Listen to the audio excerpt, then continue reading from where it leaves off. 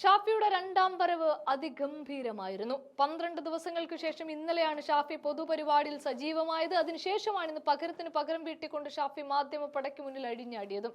എന്നാൽ വെറുതെ മാസ്കും ധരിച്ച് തന്നെ പൂട്ടാൻ നോക്കിയവരെ തീർക്കുക എന്നതായിരുന്നില്ല ഷാഫിയുടെ ഉദ്ദേശം. പകരം കോൺഗ്രസിലെ സകല നേതാക്കളെയും ഒപ്പം കൂട്ടിക്കൊണ്ട് വരാനിരിക്കുന്ന ദിവസങ്ങളിൽ കേരളത്തിലെ കോൺഗ്രസ് എങ്ങനെ, എവിടേക്ക് പോകണം, എവിടെ തിരിയണം, ആരൊക്കെ എന്തൊക്കെ ചെയ്തു കൂട്ടണം എന്ന് തുടങ്ങി സകല പ്ലാനിങ്ങോടും കൂടി പദ്ധതി ഇട്ടുകൊണ്ടാണ് ഷാഫി മുഖത്തെ മാസ്ക് പോലും മാറ്റാതെ കളത്തിലേക്ക് ഇറങ്ങുന്നത്.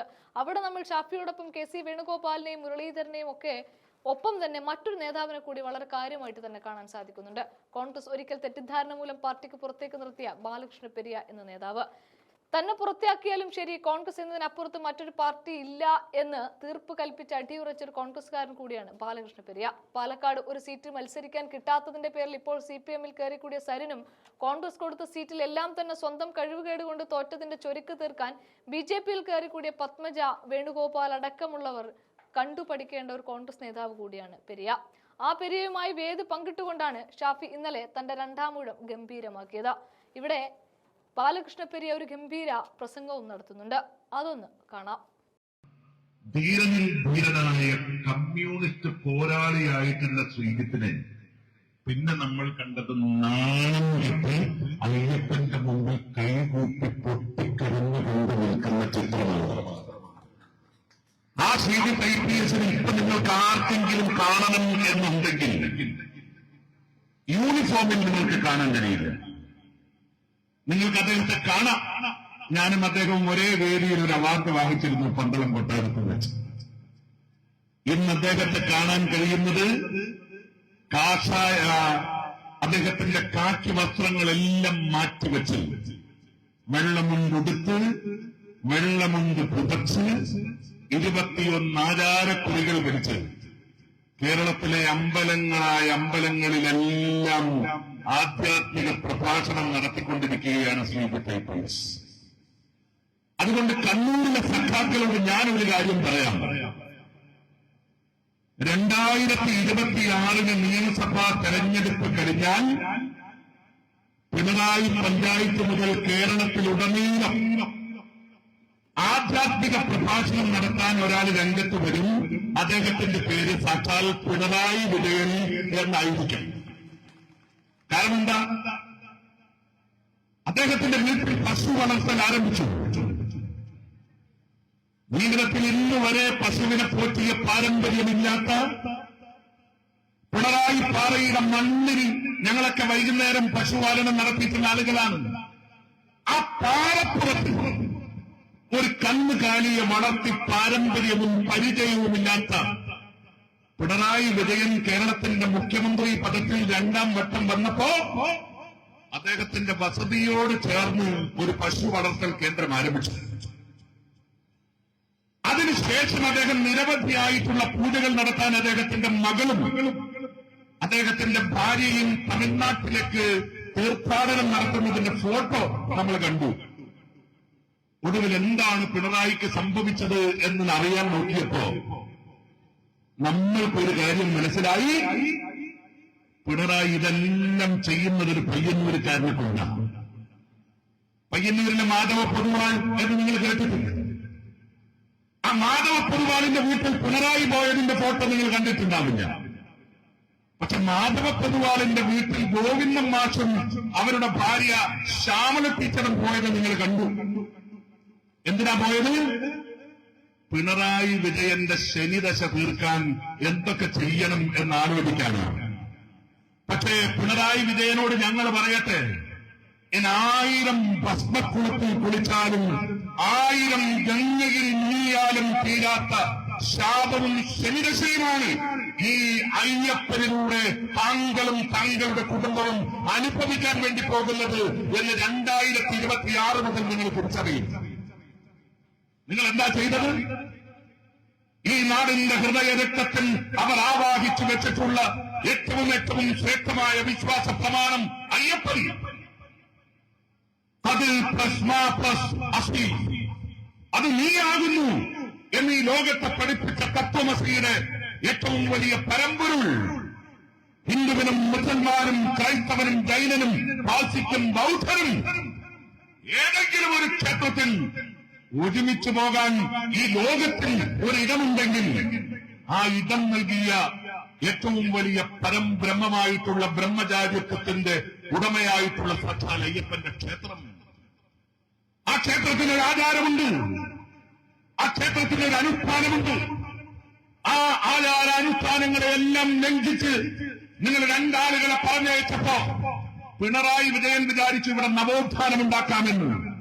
എന്താ സ്തുതി?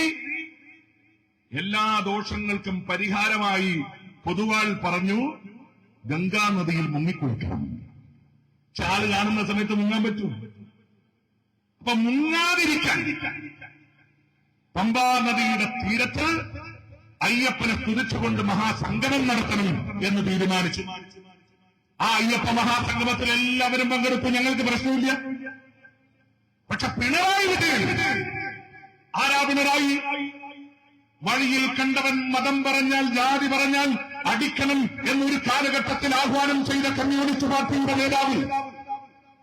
ഒരമ്പലം തകർന്നാൽ അത്രയും അന്ധവിശ്വാസം തകരും എന്നീ നാടിനോട് പറഞ്ഞ കമ്മ്യൂണിസ്റ്റ് പാർട്ടിയുടെ നേതാവ് മനുഷ്യനെ മയക്കുന്ന ഏറ്റവും വലിയ കറുപ്പാണ് മതം എന്നീ ലോകത്തെ പഠിപ്പിച്ച കാറൽ മാർക്സിന്റെ തത്വസംഹിതകൾ അതുപോലെ പിന്തുടരുന്ന കമ്മ്യൂണിസ്റ്റ് പാർട്ടി പിറന്നു വീണ പിണറായി പാറയിൽ പിറന്ന പിണറായി വിജയൻ. ആ പിണറായി വിജയൻ പമ്പാ നദിയുടെ തീരത്ത് പോകുമ്പോ നമ്മളെല്ലാം വിചാരിച്ചുണ്ടെങ്കിലും പറയും. നോക്കിയപ്പോ സംപൂജ്യ സ്വാമി പറയുന്നതിനേക്കാളും ഗംഭീരമായി ഭഗവത്ഗീത ധർമ്മക്ഷേത്രേ കുരുക്ഷേത്രേ സമവേദ ഉത്സവ മാമക പാണ്ഡവം ചെയ്വ കിം കുറുവത് സഞ്ജയ ഇതൊക്കെ അപ്പുറത്ത് പറഞ്ഞു കൊടുക്കുകയാണ്. എന്നിട്ട് ഭഗവത്ഗീത ഉദ്ധരിക്കുന്നു. നിങ്ങൾ ആലോചിക്കണം, ആരാ ഉദ്ധരിക്കുന്നത്? കമലട്ടത്തിയുടെ ഭർത്താവാണെങ്കിൽ നമ്മൾക്ക് സ്നേഹിക്കാം. ഒരു മൈക്ക് ഓപ്പറേറ്റർക്ക് എന്തെങ്കിലും തെറ്റിയ മൈക്ക് പൊട്ടിച്ചു കളയുന്ന ഒരു മനുഷ്യൻ. മുഖ്യമന്ത്രി അങ്ങയുടെ പ്രസംഗം ഗംഭീരമായിട്ടുണ്ട് എന്നൊരു അംഗം വിളിച്ചു പറഞ്ഞാൽ അജാതി വർത്താനൊന്നും എന്നോട് വേണ്ടാട്ടോ എന്ന് പറഞ്ഞ് അപമാനിക്കുന്ന കേരളത്തിന്റെ ഏറ്റവും വലിയ ധിക്കാരിയും ദാർഢ്യവും നിറഞ്ഞ ഒരു മനുഷ്യൻ, ഏറ്റവും വലിയ കമ്മ്യൂണിസ്റ്റ് എന്ന് നമ്മൾ വിചാരിച്ച ഒരു മനുഷ്യൻ ഭഗവത്ഗീത പാരായണം ചെയ്യും. അത് പോട്ടെ, സാരമില്ല. അതിനുശേഷം ഒരു സന്ദേശം വായിക്കുകയാണ്. ആരുടെ സന്ദേശം? EMS ജീവിച്ചിരുന്ന കാലഘട്ടത്തിൽ നൽകിയ സന്ദേശമാണോ? എക്കെജിയുടെ സന്ദേശമാണോ? കൃഷ്ണപിള്ളയുടെ സന്ദേശമാണോ? അല്ല. CPM എതിർക്കുന്നു എന്ന് നാഴികക്ക് 40 വട്ടം പറയുന്ന ഭാരതീയ ജനതാ പാർട്ടിയുടെ ഇന്ത്യ കണ്ട ഏറ്റവും വലിയ വർഗീയ വിഷലിപ്തം വിഷമായി തുപ്പുന്ന ഉത്തർപ്രദേശിന്റെ മുഖ്യമന്ത്രി യോഗി ആദിത്യനാഥിന്റെ സന്ദേശം വായിക്കുന്നു പിണറായി വിജയൻ. പിണറായി വിജയൻ വേദിയിലേക്ക് വരുമ്പോ ആരുടെ കൂടെ വന്നത്? ഗോവിന്ദൻ മാഷ് ഉണ്ടായില്ല, പ്രശാന്ത് ഉണ്ടായില്ല. അദ്ദേഹം താമസിക്കുന്ന ഹോട്ടലിന് താഴെ വന്ന് കാത്തു നിൽക്കുന്നു പിണറായി. അദ്ദേഹത്തിന്റെ മുമ്പിലും പിറകിലും പായുന്ന എസ്കോർട്ട് വാഹനങ്ങൾ നിശ്ചലമായി, ആംബുലൻസ് നിശ്ചലമായി. പിണറായി വിജയൻ കാത്തു നിൽക്കുമ്പോൾ ഒരു മനുഷ്യൻ പാഞ്ഞു വന്ന് പിണറായിയോടൊപ്പം കാറിൽ കയറി പമ്പാ നദിയുടെ തീരത്ത് വന്നു. ആ മനുഷ്യന്റെ പേര് വെള്ളാപ്പള്ളി നടേശൻ എന്നാണ്. എന്താ വെള്ളാപ്പള്ളി പറഞ്ഞത് പ്രസംഗത്തിൽ? ഇരട്ട ചങ്കൻ എന്ന് നിങ്ങൾ പിണറായി കേട്ടിട്ടുണ്ടാവും. പക്ഷേ ഇരട്ട ഭക്തനാണ് പിണറായി. കാരണം എന്താ? എല്ലാവരും ഒരു അയ്യപ്പ വിഗ്രഹം വാങ്ങിച്ചു. അപ്പൊ യോഗത്തിൽ നിന്ന് പിണറായി പറഞ്ഞത്ര 2 അയ്യപ്പ വിഗ്രഹം വേണം. കാരണം ഒരു EDയുടെ അന്വേഷണം നടക്കുന്ന മകന് ദുബായിലേക്ക് കൊടുത്തേക്കണം, മറ്റൊന്ന് റിയാസ് കാണാതെ മറ്റേ മുറിയിൽ വെക്കാൻ മകൾക്ക് കൊടുക്കണം. അങ്ങനെ 2 അയ്യപ്പ വിഗ്രഹം വാങ്ങിച്ചപ്പോ സാക്ഷാൽ വെള്ളാപ്പള്ളി നടേശൻ പറഞ്ഞു, ഇരട്ട ഭക്തനാണ് പിണറായി, കേരളം കണ്ട ഏറ്റവും വലിയ വിശ്വാസിയാണ് പിണറായി. പിണറായി എതിർത്തോ? ഏറ്റവും വലിയ ഭൗതികവാദം സംസാരിക്കുന്ന, ഏറ്റവും വലിയ പ്രത്യയശാസ്ത്ര വിശാരദനായി കമ്മ്യൂണിസ്റ്റ് പാർട്ടിയോടൊപ്പം ജീവിക്കുന്ന ഗോവിന്ദൻ മാഷ് എതിർത്തില്ല. അഖിലേന്ത്യാ സെക്രട്ടറി MA ബേബി എതിർത്തില്ല. സാക്ഷാൽ പിണറായി വിജയൻ എതിർത്തില്ല. ഉറച്ചുനിന്നു വിശ്വാസി എന്നർത്ഥത്തിൽ തന്നെ. പിന്നെ നമ്മൾ ഓർമ്മിക്കേണ്ട ഒരു കാര്യം, വെള്ളാപ്പള്ളി പറഞ്ഞാൽ മാറാൻ കഴിയില്ല പിണറായിക്ക്. അടുത്ത കാലത്ത് കേരളത്തിൽ ഒരു മുന്നണി രൂപപ്പെട്ടു. ആ മുന്നണിക്ക് യൂത്ത് കോൺഗ്രസിന്റെ ചെറുപ്പക്കാർ നൽകിയ സുന്ദരമായ ഒരു പേരുണ്ട്, CJP. എന്താ CJP എന്ന് പറഞ്ഞാൽ? Communist Janata party. കേരളത്തിലെ BJPയും CPM-ഉം ചേർന്ന മുന്നണി. ആ മുന്നണിക്കയുടെ പ്രഭവ കേന്ദ്രം എന്ന് പറയുന്നത് വെള്ളാപ്പള്ളി നടേശന്റെ വസതിയാണ്. കാരണം എന്താ? ഒരു ഭാഗത്ത് പിണറായി വിജയനെ സ്തുതിച്ചുകൊണ്ട് വെള്ളാപ്പള്ളി നടേശൻ, മറുഭാഗത്ത് മോദിയെ സ്തുതിച്ചുകൊണ്ട് സാക്ഷാൽ വെള്ളാപ്പള്ളിയുടെ മകൻ, അല്ലെ, അദ്ദേഹത്തിന്റെ മകൻ തുഷാർ വെള്ളാപ്പള്ളി. ഒരാൾ NDAയുടെ സംസ്ഥാന നേതാവ്, മറ്റൊരാൾ CPM-ന്റെ ഏറ്റവും വലിയ വക്താവ്. അതുകൊണ്ടാണ് ഞങ്ങൾ പറയുന്നത്, വെള്ളാപ്പള്ളി ഇരിക്കുന്ന സ്ഥാനത്തിന്റെ മഹത്വം അദ്ദേഹത്തിന് അറിയില്ല. 1924 വൈക്കം സത്യാഗ്രഹം നടക്കുമ്പോ ആ വൈക്കം സത്യാഗ്രഹ പന്തലിലേക്ക് ശ്രീനാരായണ ഗുരുദേവൻ വന്നപ്പോ ആ ഗുരുദേവനെ കാണാനും കേരളത്തെക്കുറിച്ച് സംസാരിക്കാനും മഹാത്മാഗാന്ധി പാഞ്ഞു വന്ന നാട്. കേരളത്തിന്റെ വഴിയിൽ നവോത്ഥാനത്തിന്റെ ശിലവാകിയ വിപ്ലവ നേതാവ്, തൊട്ടുകൂടായ്മയ്ക്കെതിരെ, തീണ്ടികൂടായ്മയ്ക്കെതിരെ കേരളത്തിന്റെ മണ്ണിനെ ഉയർത്താൻ ഒരു മഹാനദിയിൽ നിന്ന് ശിവന്റെ വിഗ്രഹം സ്വയം കണ്ടെത്തി ഈഴവ ശിവനെയാണ് താൻ പ്രതിഷ്ഠിക്കുന്നത് എന്ന് പറഞ്ഞ് ഈ നാട്ടിലെ പിന്നോക്കക്കാരന്റെ ദൈവിക പ്രപഞ്ചത്തിലേക്ക് ഉണർന്ന സാക്ഷാൽ ശ്രീനാരായണ ഗുരുദേവൻ. ആ നാരായണ ഗുരുദേവന്റെ പേരിൽ ശ്രീനാരായണ ധർമ്മപരിപാലന സംഘം രൂപീകരിച്ച ഡോക്ടർ പൽപുവിനെ പോലുള്ള, കുമാരനാശാനെ പോലുള്ള ധീരരായ നേതാക്കന്മാരെ, ധീരരായ സർഗാത്മക പ്രപഞ്ചത്തിൽ നിറഞ്ഞാടിയ ആളുകളോട് ഞങ്ങൾ പറയട്ടെ, ആ SNDP പ്രസ്ഥാനത്തെ തകർക്കുന്ന പരിപാടിയാണ് ശ്രീ വെള്ളാപ്പള്ളി നടേശൻ നടത്തിക്കൊണ്ടിരിക്കുന്നത്. നേതാക്കളെ സ്നേഹപൂർവ്വം ഈ വേദിയിലേക്ക് സ്വാഗതം ചെയ്യുന്നു. ആ വെള്ളാപ്പള്ളി നടേശനും കൂടി ചേർന്ന് അയ്യപ്പ സംഗമം നടത്തി. അപ്പൊ ആദ്യം സ്ത്രീകളെ കയറ്റിയുണ്ടായ ശാപം പരിഹരിക്കാനാണ് ഇപ്പൊ സംഗമം നടത്തിയത്. അപ്പൊ സംഗമം നടത്തിയപ്പോ എന്തായി? അയ്യപ്പന് മനസ്സിലായി, ഇവനെ ഒരു പാഠം പഠിപ്പിക്കണം. പുതുതൊന്നും വേണ്ട, പഴയതുണ്ട് എന്റെ കയ്യിൽ. എന്താണ്? നമ്മുടെ ഡോറിന് പതിപ്പിക്കുന്ന സാധനങ്ങളില്ലേ, എന്താ ഇതിന് പറയുന്നത്? എന്ത് പാളി? സ്വർണ്ണപ്പാളി. നമ്മുടെ പണ്ട് കിങ് ഫിഷർ എന്ന് പറയുന്ന ഒരു കമ്പനിയൊക്കെ ഉണ്ടായിരുന്നു. അതിന്റെ വിമാനങ്ങൾ ഇന്ത്യ മുഴുവൻ പാറി നടന്നിരുന്നു. അതിനൊരു മുതലാളി ഉണ്ടായിരുന്നു, വിജയ് മല്യ. കർണാടകം കണ്ട ഏറ്റവും വലിയ ഒരു ധനികൻ. അദ്ദേഹം 35 കിലോ സ്വർണം. സ്വർണം എന്ന് പറഞ്ഞാൽ, ഞാനൊരു സ്വർണ്ണക്കടയിൽ ജോലി ചെയ്തുകൊണ്ട് എനിക്കറിയാം, 916 അല്ല, അതിനേക്കാളും കൂടിയത് 24 കാരറ്റ് തനി തങ്കം. നിങ്ങൾക്കറിയാലോ, ആ തനി തങ്കത്തിൽ നിർമ്മപ്പെട്ട 35 കിലോ സ്വർണം കൊണ്ട് സാക്ഷാൽ ശ്രീ അയ്യപ്പന്റെ ശ്രീകോവിൽ എല്ലാം സ്വർണത്തിൽ പൊതിഞ്ഞു. സ്വർണം പൂശിയതല്ല കേട്ടോ, സ്വർണത്തിൽ പൊതിഞ്ഞു. അതിലേറ്റവും പ്രധാനമായി 4 കിലോ സ്വർണം. അത് ഉപയോഗിച്ചത് 2 ദ്വാരപാലക ശില്പങ്ങളിലാണ്. എന്ന് പറഞ്ഞാൽ ആ കവാടത്തിന് അയ്യപ്പന് സാക്ഷിയായി നിൽക്കുന്ന 2 വിഗ്രഹങ്ങൾ. 40 വർഷത്തെ ഗ്യാരണ്ടി. 1998 ആരംഭിച്ച 40 വർഷമായോ? 20 വർഷമായതേ ഉള്ളൂ. 20 വർഷമാകുമ്പോ ഈ വേനൽ മഴയും മഞ്ഞും സകലതും കൊള്ളുന്ന മേൽക്കുരയിൽ ഈ സ്വർണം പൂശിയ ഭാഗത്തെവിടെയും ഒരു കേടുപാടില്ല.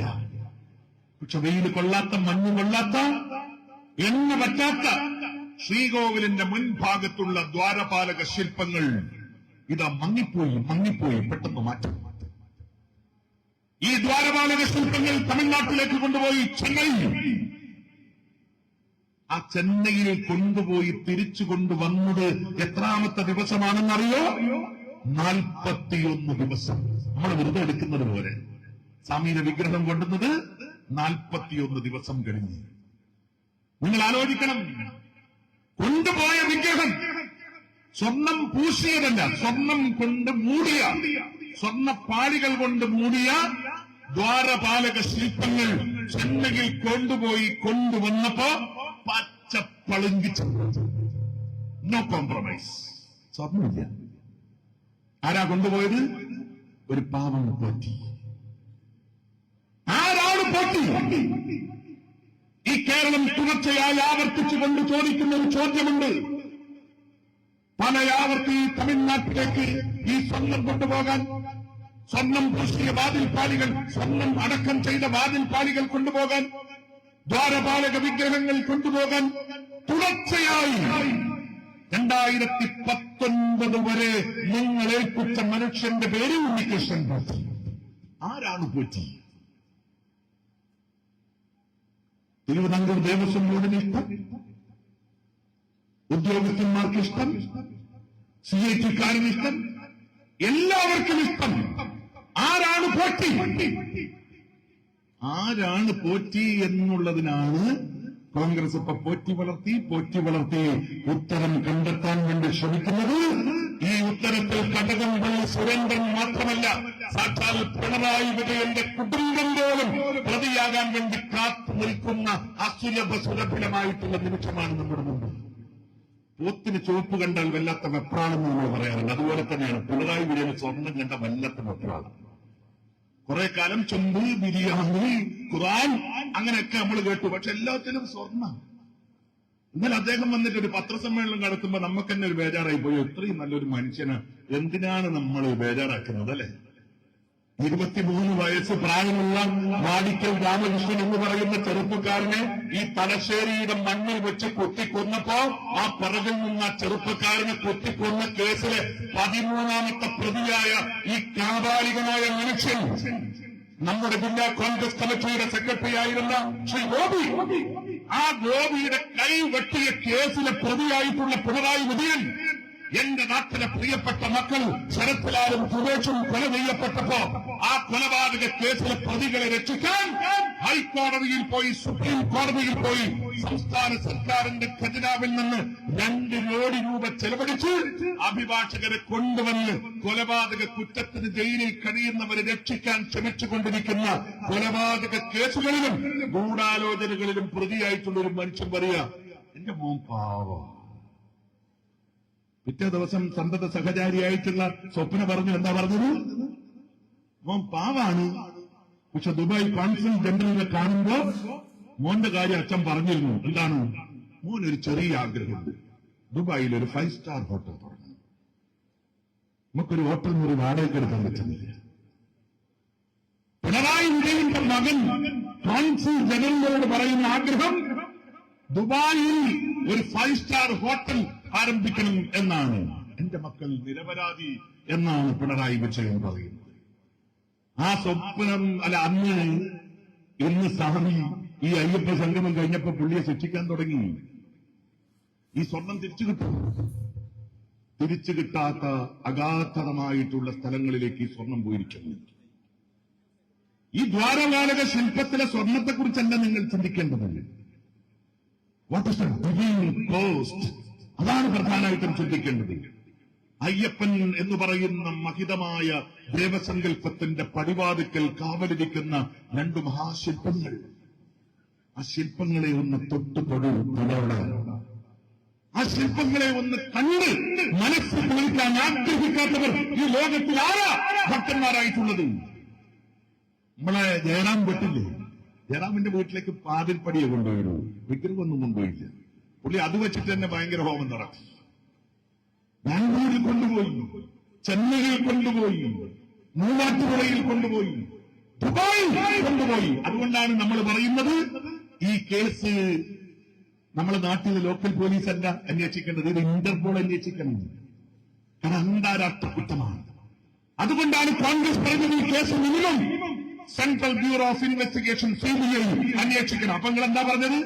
മോദിയുടെ അന്വേഷണ ഏജൻസി, അമിത്ഷായുടെ അന്വേഷണ ഏജൻസി. ഞങ്ങൾ അങ്ങനെയല്ല പറഞ്ഞത്. ഹൈക്കോടതിയുടെ മേൽനോട്ടത്തിൽ CBI അന്വേഷിക്കണം എന്നാണ് ഞങ്ങൾ ആവശ്യപ്പെട്ടത്. അങ്ങനെ ആവശ്യപ്പെട്ടപ്പോ ഹൈക്കോടതി വളരെ ക്ലിയർ ആയിട്ട് ഒരു നിർദ്ദേശം നൽകി. ഒരു സ്പെഷ്യൽ ഇൻവെസ്റ്റിഗേഷൻ ടീം SIT എന്ന് നിയമിച്ചു. വെങ്കടേഷ് എന്ന് പറയുന്ന ലോ ആൻഡ് ഓർഡർ അതിന്റെ DGP അദ്ദേഹത്തിന് അന്വേഷണ ചുമതല നൽകി ഹൈക്കോടതി. എന്നിട്ട് ഹൈക്കോടതി പറഞ്ഞു ആരെയും കാണിക്കാതെ, ഒരാൾ പോലും മറുചെവി അറിയാതെ ഈ റിപ്പോർട്ട് കേരള ഹൈക്കോടതിയിൽ കൊണ്ടുതരണം എന്ന് പറഞ്ഞു.